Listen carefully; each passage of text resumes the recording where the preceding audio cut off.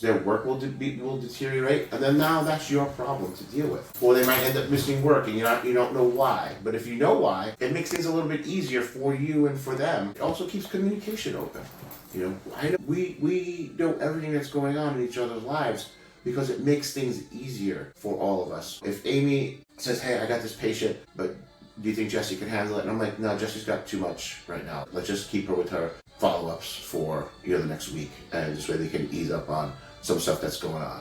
Like when her dad passed away, we all rallied around her like, "We're going to cover your patients. Don't worry. Do whatever you have to do." Was it a lot of extra work for us? Yeah, but this is what we do for each other because that's what's going to make your life better, and at the same time help the people that we are serving. It does no one any good if Jessie's at her dad's funeral and patients are texting her, because then she feels like, "Oh my God, I can't get away even to mourn my dad." It makes a difference for everyone. And this isn't just a place to work. I hate saying, "Oh, we're family," because when I worked at a very large healthcare company, I hated when they said that.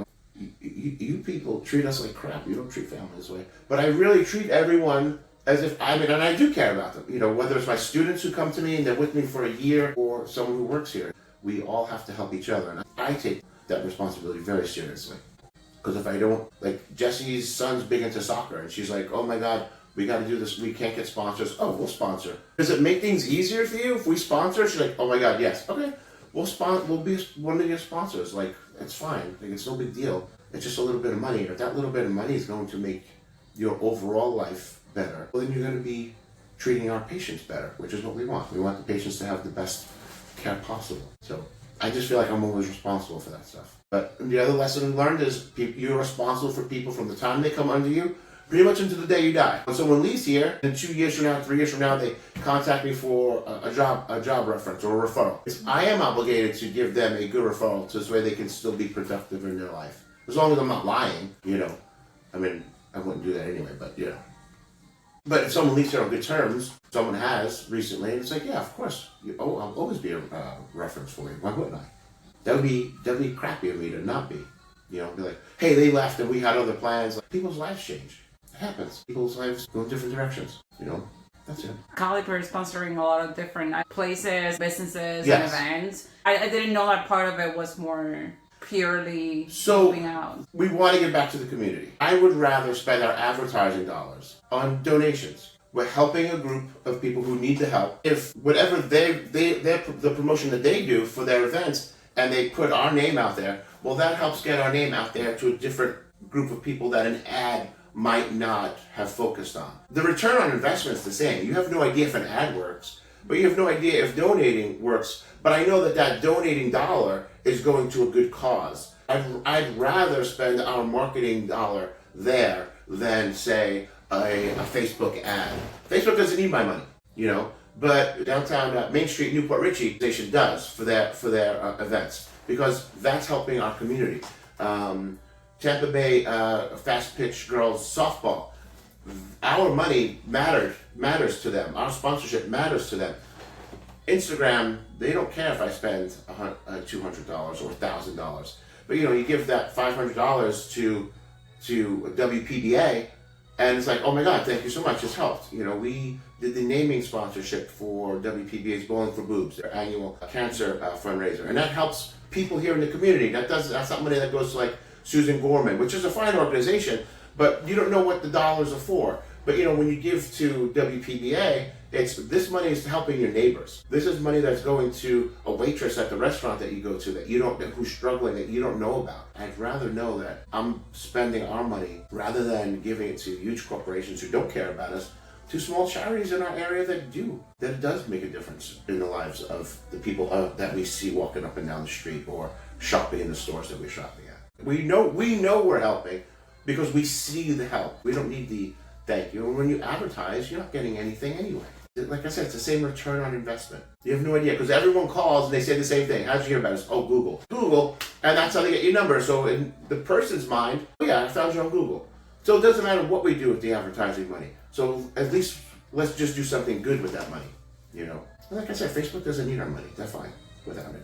What do you think has helped Caliper grow so much?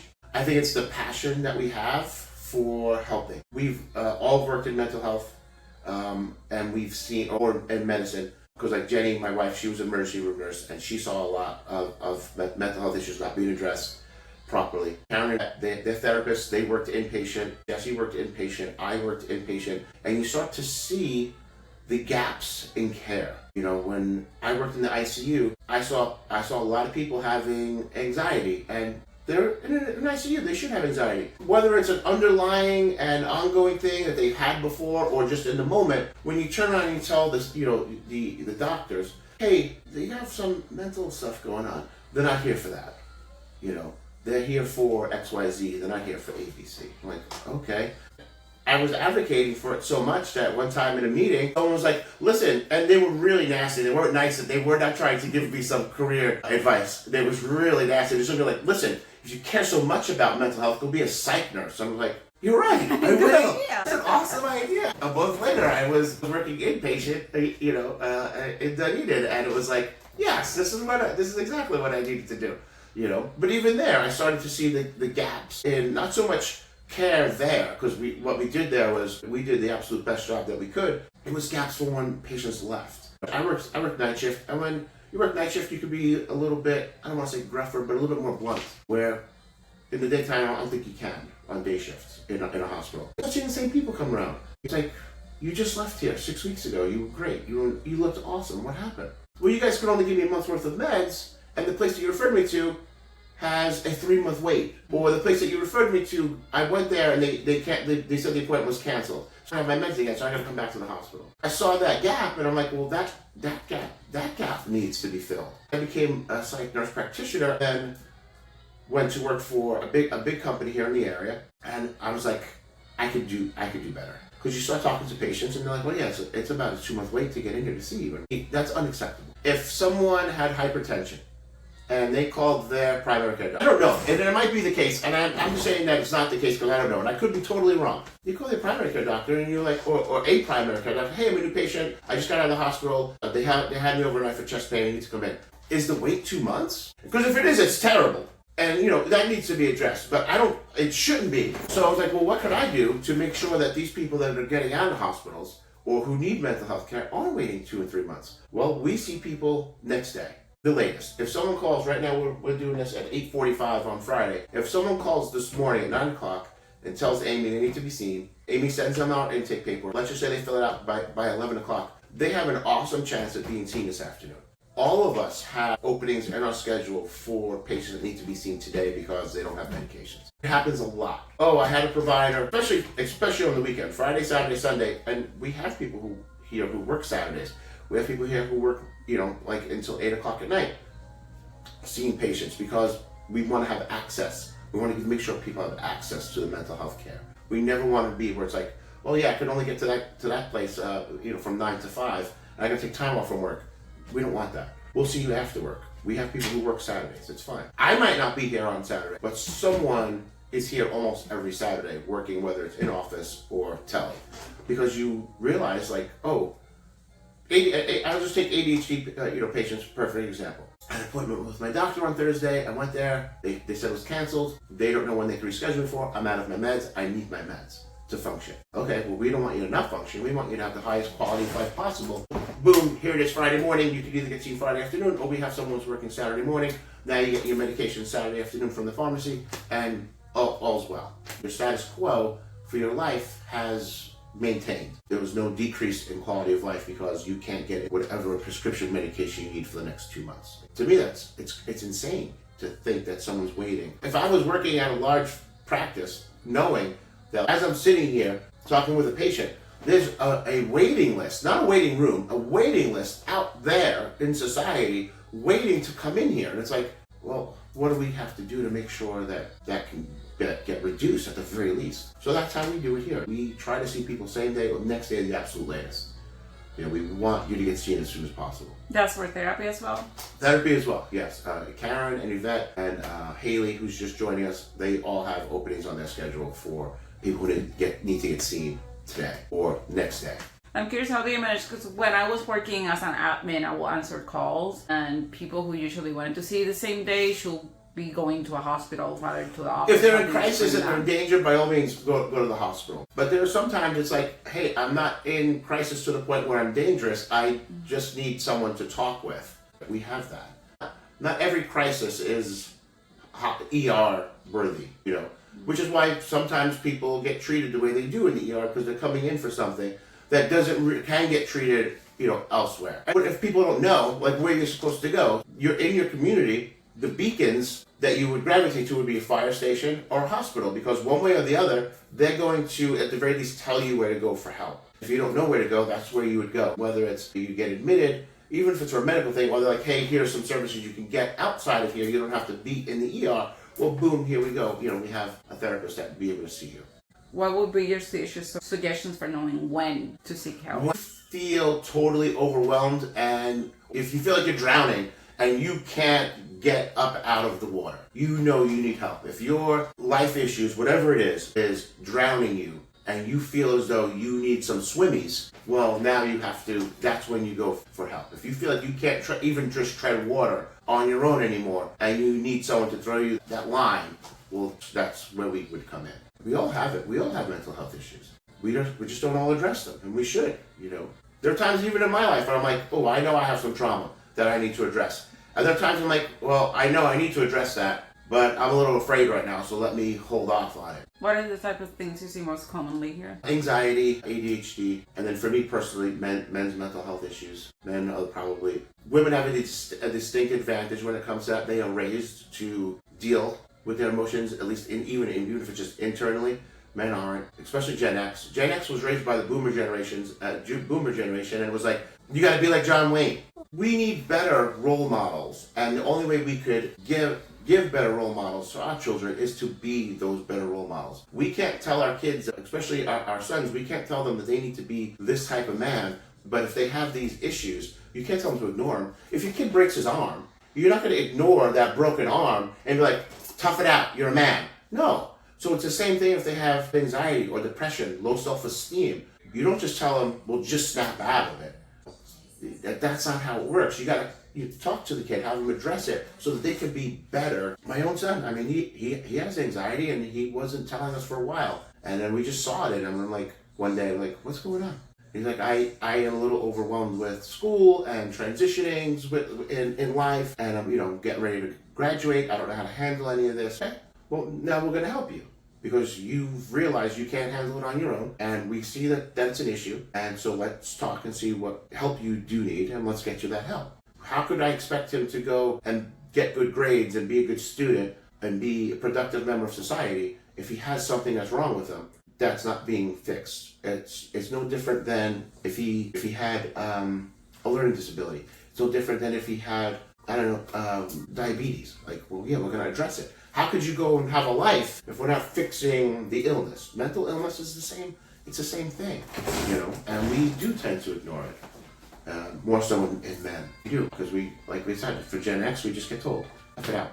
Hell, it was just last Friday on wrestling. A wrestler, he just walked up right to the camera, and he just said straight out, men, boys, you tell your sons, if there's something that's going on inside, let it out, and move on so that you can be better, help your mental health. And it's like, that went viral. And it went viral because it's so unheard of to see here's this big, muscular, manly man saying, oh no, it's okay if we cry. It's okay if we deal with our mental health. And it's like, that clip, I'm glad that he did it, and I'm glad that it went viral, but it shouldn't, because that should be normal. That's really the discussion that we need to have in our society, is why is that not normal? And why is it that it takes athletes or celebrities to talk about their mental health before it's like it's a thing? I'm a big fan of Dwayne Johnson. He talks all the time about his depression, his self-doubt, and self-hate. And it's like, yeah, okay, I can identify with that. I wake up every morning and I'm like, man, I hate myself some days. But what do? You got to address it. You can't ignore it. And you got to push through it, but push through it by using the tools that are available to you. And if you have an empty toolbox, where do you go to get tools? If you're fixing a car, you go to the auto shop. Well, this is no different. You need tools. We have tools here. Whether it's medications, it's therapy, we have all those tools. And those tools are readily available. What brings most of your male clients in? Depression, brain fog, fatigue, low libido, and They go to their doctor and the doctor puts them on an SSRI, which is going to cause low libido, and again, it's primal. For men, our libido is low, we feel like we are less than. So why is my first instinct to give you a medication that's going to make that worse, and then your depression? I'm chasing your depression. Why would I do that when, hey, let's just run some labs and see, oh, your testosterone's 175. Let's get that up closer to 900, or 1,000, and see how much better you feel. But without that. Now, is that for everybody? No, because some people come in and check their testosterone, they're already at 900. All right, well now we can go that traditional route. But at the same time, let's go for therapy. Let's put you in with a therapist so you can learn some tools and some skills, rather, so this way you could address these issues, and the medication's a temporary thing. Mental health medication is no different than blood pressure medication. You're supposed to be on these things temporarily so that you can be safe and learn the lifestyle modifications that you need to make to not need the medications anymore. But our system's different. Oh no, just keep taking these medications forever. Well, no, why? When I was 350 pounds and on 5 different blood pressure medications, they're like, well, you're morbidly obese. But no one told me what I needed to do to not be morbidly obese. I had to learn all that on my own. I'll just eat small meals 6 times a day. All right, what do I eat? Whatever. Okay, well there's no help in that area. So, but here are these 5 meds, come back every 3 months, you'll be on these 5 meds for the rest of your life, unless you worsen. Okay, well I don't want to worsen, I want to better. Mental health is no different. Like, I don't want you to worsen, I don't want you to have to need a higher dose of the medication. I want you to learn some coping skills and apply them so that you tell me one day, hey, I think it's time I can reduce my medications. Awesome. What was it?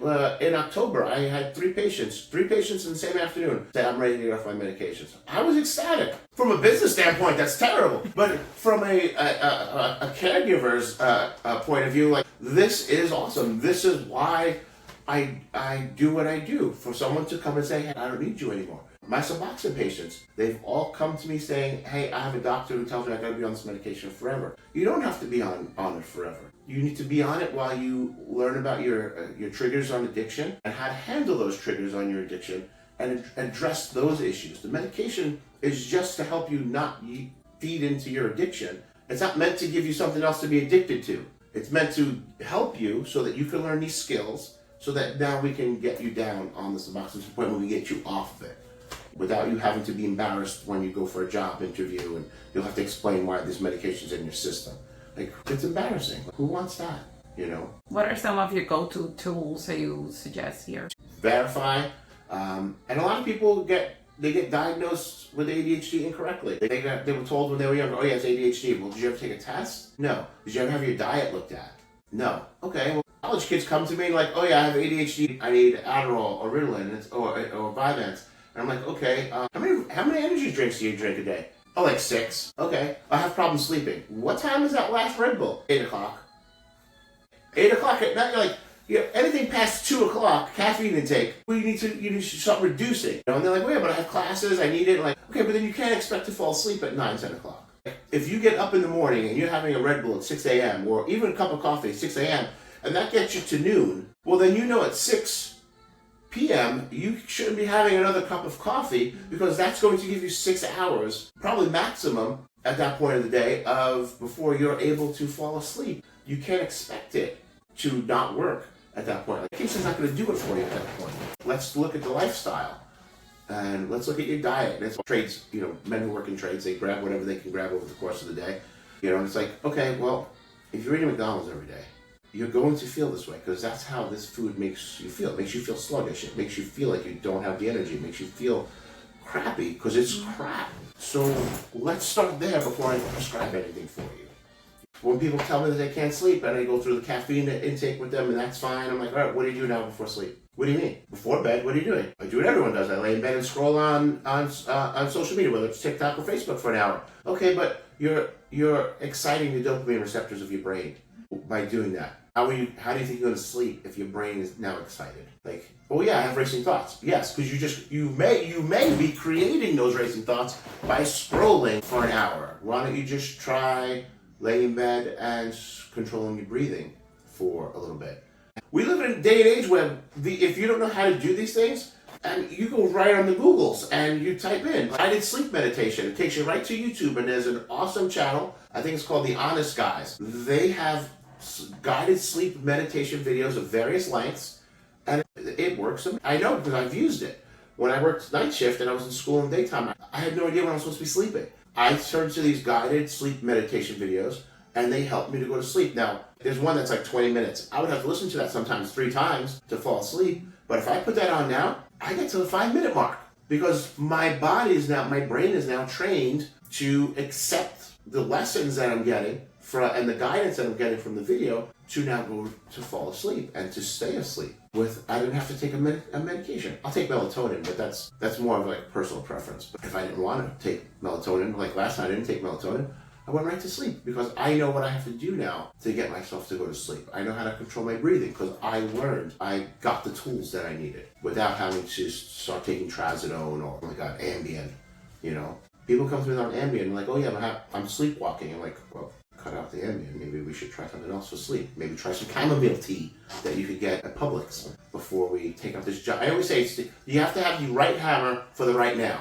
You don't use a railroad, if you have a railroad spike, you don't use a finish hammer. It's not going to do anything. And if you have a finish nail going into cabinets, you're not using a 20-pound mallet. You're using a little ball peen hammer. It's the right hammer for the right nail. We see patients come in all the time.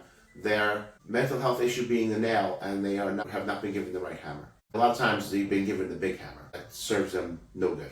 And often not taught how to use it. Yes. You can get medicated for ADHD and focus on the wrong thing. Yes, for sure. It'll be like, hey, I'll just take Adderall because you can take it multiple times a day if you get the immediate release. Take it 3 times a day. When? Just 3 times a day. What, 8, 12, 4? Should I take that first dose later? And for some patients, I'll tell them, we're going to figure it out together because everyone's different. Everyone's day is different.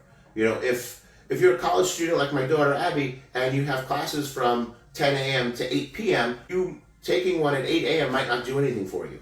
Like, so why waste that one then? Maybe you don't need it until noon because you still have that natural instinct of being somewhat alert, but you have to see that how are you focused at that time of the day to meet your needs. And that's when you have to make the adjustments. To just tell someone to take this medication twice a day or 3 times a day without the guidance of when to take it. And you only know when to take it by talking to the patient and saying, what's your day like? When do you need to be most focused? Because let's say you might not even need it 3 times a day. Maybe you need it once a day. You might need it halfway through your day. But what's halfway through your day? Halfway point of your day is going to be different than mine. I start working at 7 a.m. and I work until 7 to 8 o'clock at night every day. My halfway point of the day is different than someone else. If you're not talking to the patient and asking those questions, you're not going to know how to guide them. So it's too much of, here, just catch this bottle of pills and get out. I gotta get the next patient in. It's more to it than that. You know, it's mental health. We have to know what's going on in our patients' lives so that we can treat them better and get them to have the highest quality of life possible. The last thing I want is someone to say, yeah, I take it at 10 a.m. and then 4 in the afternoon, I'm kind of done and that's when I need it. Well, do you need it at 10 a.m.? No, my first class isn't until 2. All right, well, take it at 4 p.m. because you know you need that. If you don't end up asking the question that patients aren't going to tell you because they don't know what they should be telling you. It's up to us to ask the questions. They're here for help. We have to help them as best we can, and just throwing pills with no real guidance is not the way. It's just not. And that's what we see a lot of, unfortunately. You mentioned some of the reasons why men come, but what does it look like in their day-to-day life? Because maybe they're not able to say, I'm experiencing anxiety, but what does it look like? It's, hey, 3 o'clock in the afternoon, I'm ready to fall asleep. Anytime that there's a quiet minute, I'm dozing off on the couch. After dinner, I get up from the table and I am sleeping on the couch for 2 hours. And it's like, okay, why? And you start asking the questions. It's an assessment that you do. I think it's called the Adams assessment. You do that, you start asking questions like, is this fatigue regular? How is your libido? Like, or do you notice that you're weaker? Do you see that you're less engaged at work or less productive at work? Start asking the right questions and you try to figure out together what's going on. But a lot of men will come in like, I have fatigue, I have brain fog, more so in the afternoon. Okay, but that doesn't mean it's ADHD related or even depression related. It straight up could just be low testosterone related. Not to say that it couldn't be depression. And if it is, let's by all means, let's address that for you. But it all starts to say, for a lot of men, it starts with I'm tired and I'm having difficulty concentrating. I am less interested in the things I used to be interested in. Or I go out to my garage a lot and tinker, just so that I don't have to engage in the house because I don't know how to engage properly in the house. And it's like, okay, so yeah, there might be some depression going on, might be some anxiety, might be some adjustments going on in your life. Like the kids are getting older, they're starting to be out of the house more, whether it's because they have a social life or they've moved out, and you're like, how do I handle that now? That all leads to depression. We don't know where we fit in anymore. We were the head of the table, and now we're not because the kids have their own tables and their own homes. And what does this mean for me now? No one needs me. No one's depending on me like they did. That's what we're used to. When you get used to that, you're like, oh, what the heck? That could all just lead to depression. I've heard many women talking about this, but I've never heard a man talking about it's the same thing with empty nest syndrome. It's like plenty of women. It's more normal, right, for a woman to say, "Oh yeah, my kids don't need me anymore." But that doesn't mean that as caregivers in our homes, men aren't going to feel the same way. All of a sudden, like, oh, nobody needs me anymore. What do you mean? What do you mean we don't need this big house anymore? Because I just broke my back for the last 25 years making sure that this house was in perfect shape for everybody, and it's not anymore. You start to see the responsibilities go down, but at the same time, it's like that part of our personality is now diminished because we've been used to being that main person in our children's lives, whether it's mom or dad, and now we're not. There's 3 people who don't have to depend on me for everything anymore. What am I supposed to do now? Who am I now? Because we don't always know who we are at that point.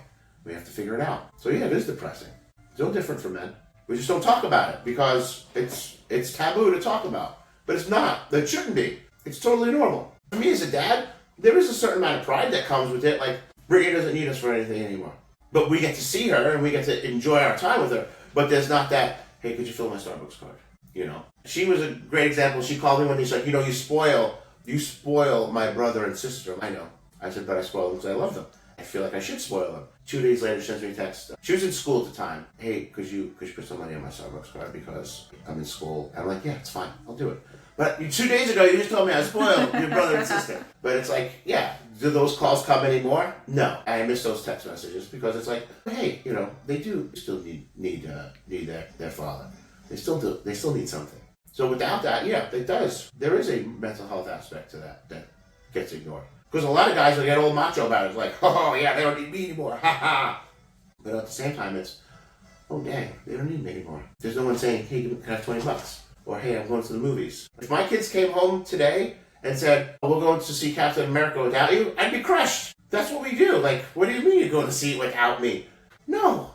And I say that because that's what we're doing this afternoon as a family, and so it's on my mind. But if the kids ever came like, no, we're not going to go see that next Marvel movie with you. We're going to go with our friends. I'd be like, oh, why am I seeing it? They accidentally saw the movie Bullet Train a few years ago without me, and I was like, what the heck? Accidentally? How do you watch a movie? I was like, that's what I said. And they said, well, it was an accident. I'm like, what do you mean? How do you accidentally watch it? Like, and they watched it together. I'm like, I wanted to watch that movie with you guys. I stumbled and fell in the cinema. Yeah. Like, it doesn't happen by accident. I still don't let them live that down. Like, I will throw that up in the air every once in a while. Like, oh, you guys saw Bullet Train without me? Yeah, that was a rotten day, So it's like, but that's life. That's what's going to, eventually it happens. And to say that there's not a mental health aspect to it, well, that's just wrong.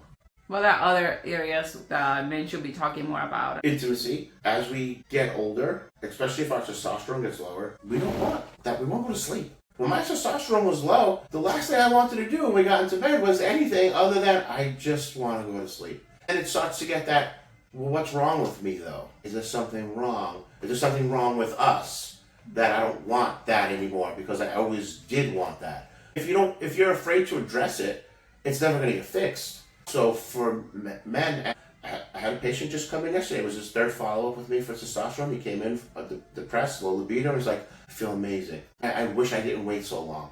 You don't have to. You don't have to wait that long. You can say, this is the day I'm going to see that guy with the mohawk and get over my depression and low libido and address the issues that I'm having so that I could be the man again that I used to feel like I was. There's nothing wrong with that. There's nothing wrong with asking for help. But it doesn't matter what it is.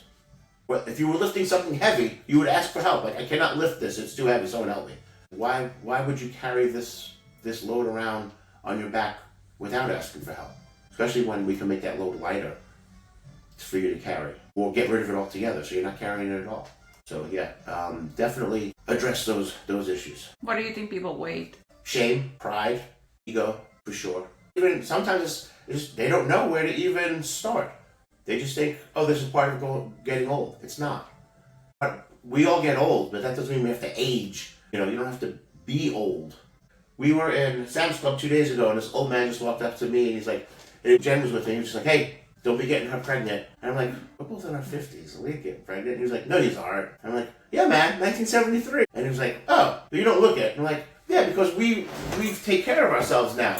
But 8 years ago when we got married, I looked older 8 years ago than I do now because I was exhausted. I was drinking a lot. I worked night shift. I was morbidly obese. I was uncomfortable. I was in pain all the time. All that makes you look older.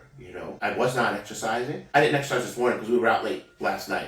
I'm exercising this afternoon for me, because that's what I do for me. But the days that even my rest days, I'm like, oh, I feel so sluggish today. Why? Oh, because I didn't work out. Which is fine. You can take a day to rest. You don't have to do it 7 days a week. But on those days that you don't, you start to miss it after you've started to program yourself to be better. You don't always have to age, because I don't have the pains now that I had 8 years ago. My knees always hurt. It hurt to sit. It hurt to stand. It hurt to lay down. My knees always felt like they were being squished. I do 200 lunges every day now because I worked at it. I strengthened everything so that I could do that. But if you're not doing that, yeah, you're going to get old quick.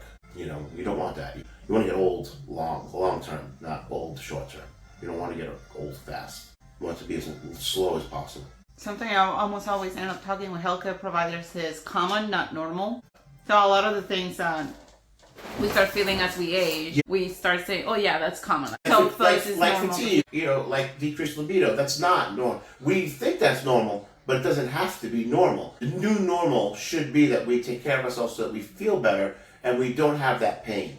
When you're working in medical field, and more so as a nurse, it was asked, what's your pain on a scale of 0 to 10? And they'll say like 8, but what's your normal? Well, normal's 0, okay? Normal should be 0. We should not feel pain. But we've come to accept that, when you get old, there's going to be aches and pains. No, there shouldn't. If you work out regularly, if you stretch, if you do yoga, if you go for a massage, you won't have those pains. I learned that totally on my own because I don't have pain anymore. I can sit in a car for 5 and 6 hours where I couldn't before. I can take a plane and get on a plane and go to Las Vegas or California or Washington. I couldn't do that 8 years ago. I would be too uncomfortable to sit for that long. I would have to get up and move around, and then that hurts. So it's like I have to have the room to constantly get readjusted. And I can just sit here. It's fine. I have room. No big deal. I would be embarrassed to get up to go to the bathroom on an airplane. I couldn't fit in the damn bathroom. But now it's like, oh yeah, no big deal.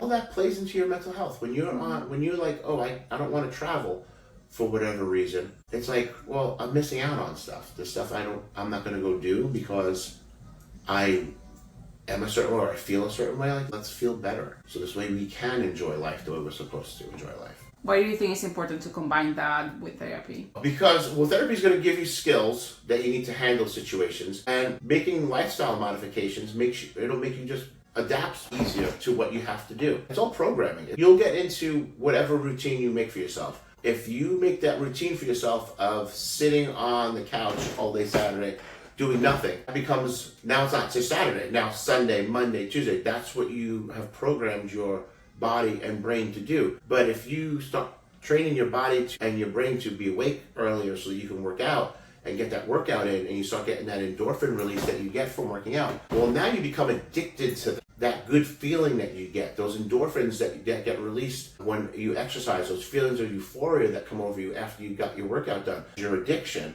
and that becomes your normal, rather than, I just want to sit here and do nothing. That feels awesome sometimes, it does, but that can't be what you do regularly. That has to be what you do once in a while to take a break from your routine. Therapy helps you with that. It'll help you learn what you need to do, what skills you need to strengthen in yourself to make yourself better.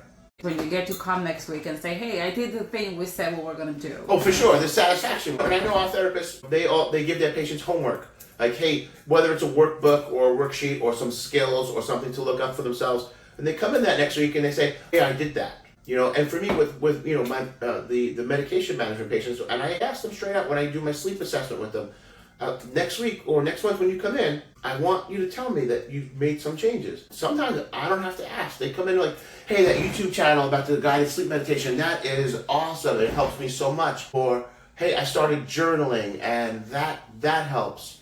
And journaling doesn't just have to be just take a book and start writing, whatever. There are workbooks that you can just get off of Amazon, mental health workbooks that give you writing prompts to help you to come up with what you need to write about and deal with. That's the whole part of having that homework. It's like, hey, go check out this book and let me know what you think. The patient comes back in 2 weeks and like, hey, did you check out that book? Nah. Okay. Like, this is for you. You're not checking out that book for me. But when a patient comes in and is like, checked it out, bought it, and did like the first thing. Awesome. There's a satisfaction for them too of, I am actively participating in my care. It's no different than someone who goes to Weight Watchers every week to get weighed, right? It's self-accountability, but you got to get on that scale and you want to see it go down because that coach that's there is looking at that scale like, did it go down? No. Why? I don't know. You know why. You don't want to say why, but you know why. It's no different. You're actively engaged, though, in your care, and we should be actively engaged in our own lives. So many people are passively engaged in their lives, and their lives are just happening around them, and they don't even realize it. I feel like when it comes to mental health, it's difficult for them to see the bits of changes. Yes. I don't do therapy. It's counseling. The process seems like the same. They don't realize it, but you're the outsider, so yes. You're able to see how the story is different. Oh yes. So I do I'll do veteran assessments for veterans going for their VA benefits, and I'll talk to them like 2 or 3 times, and then I just say to them, all right, let's make an appointment with your spouse. Why? Because I use the spouse to fill in some blanks because and this is everyone, it's pretty universal. We are oblivious to some of our own things. We aren't as observant of our own issues at times as we like to think we are. But by getting that other person's perspective, their spouse's perspective, I'm able to fill in some blanks to paint a better picture for when I have to present their case for their benefits. And my patients that are on medications and they come to me, hey, you're going to start these medications for the first time, you're not going to notice the difference. Everyone around you will start to tell you, oh, you seem brighter. You seem like you're less overwhelmed lately. You seem like you're getting more work done. You seem to be more productive. And you're like, oh, because you don't realize it because you're just starting to feel better. And you don't always we don't realize when we're going down, and sometimes we don't realize when we're going up. But everyone around us will. I'll ask patients all the time, start talking to the people around you. Have them be observant of you. Ask them what they see. They'll tell you what you're not seeing for whatever reason. Even if it's just a lack of self-awareness, which we all have it. It's not like a malicious thing where it's like I'm just ignoring these negative traits about myself. It happens. It's normal. We tend to not see everything. Yeah, we don't see how that impacts other people. Yeah, when we see it, it's hard to smell our own. Yeah. Because straight up, someone will tell you like, "Oh my God, you've been so much more pleasant to be around lately." Okay, cool. I didn't even realize I didn't realize I was unpleasant to be around. But it's nice to know that I'm more pleasant to be around now. People will tell you if you ask them. You might not want to hear it sometimes, but if you ask them, they'll tell you. And sometimes the best person to ask is your spouse because they see you more. They should see you more than anyone else, or they know you better than anyone else. I'll ask Jen sometimes, like, hey, am I doing this? Because I kind of feel like I am. And she's like, no, it's fine. I'm like, okay. You don't always know what you're doing. You don't know if you're I know I'm being annoying when I'm annoying. And sometimes I take great pleasure in being annoying. But sometimes I don't know that I'm being annoying. I'm like, am I being annoying right now? Yes, all right, I'll stop. How long have you guys been married? Next month will be 7 years, and December we'll be together 10 years from when we went on our first date.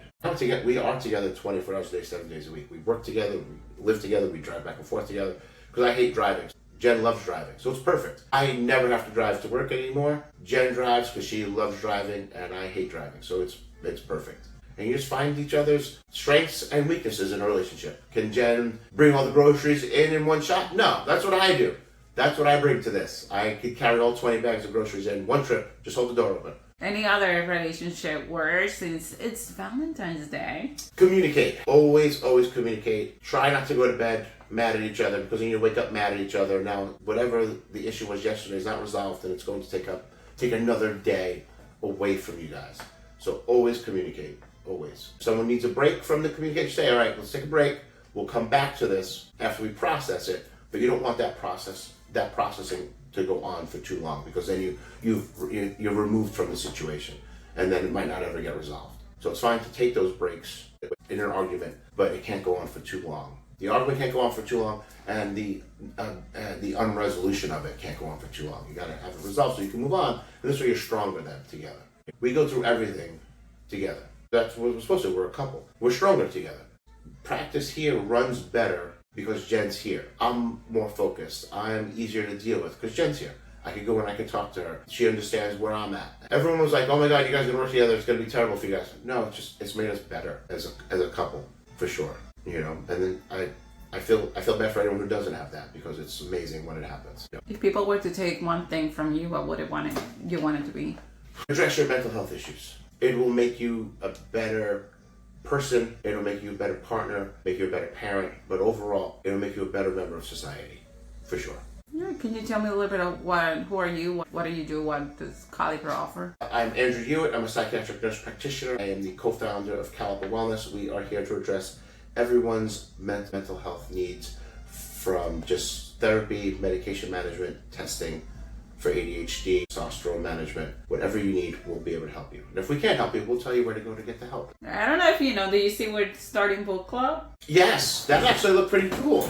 Yeah, I mean, I'm looking forward to it. Yeah. I don't know if you have seen the town change, but I see like slowly starting to be more open. We worked at North Bay Hospital, okay, and we both worked for a local ambulance company. When you had to come up and down Main Street to get from 19 to North Bay, you locked the doors on the ambulance because it was rough. It was that rough over here.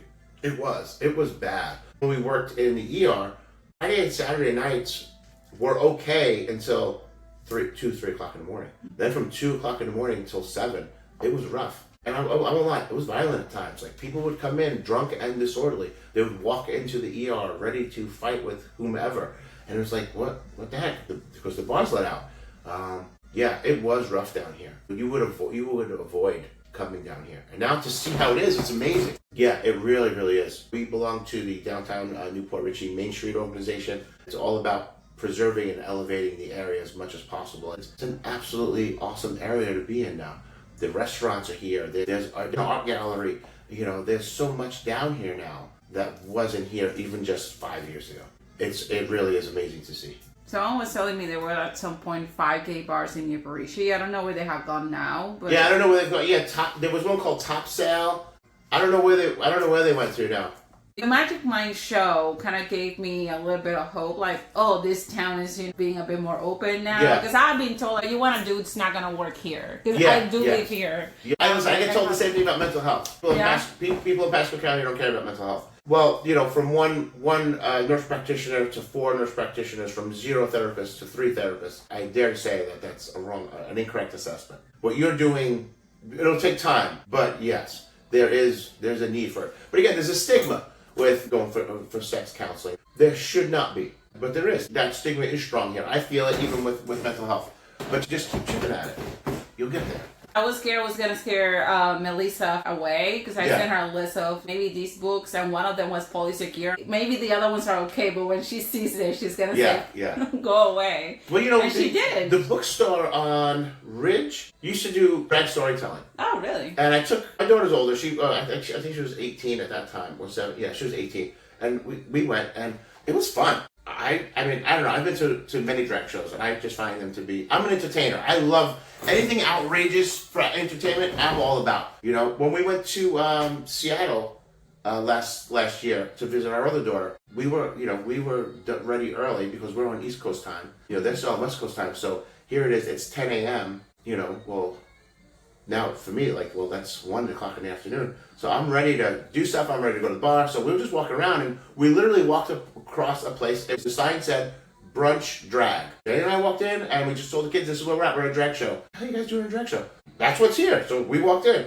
We had a blast. I have never gone to a drag show and not had fun. Anyone who says that they have gone to one and not have fun, that's on you. Anything to me that is over the top is going to be fun. That's why I love wrestling. It's over the top. There's pageantry, there's costumes, there's over the top personalities. Drag shows no different. And it's fun. Like, it's fun to see someone who is getting to, maybe they're acting out what's inside and they're afraid that they can't. But that's fun. It's nice to see. There's a strength that comes with that.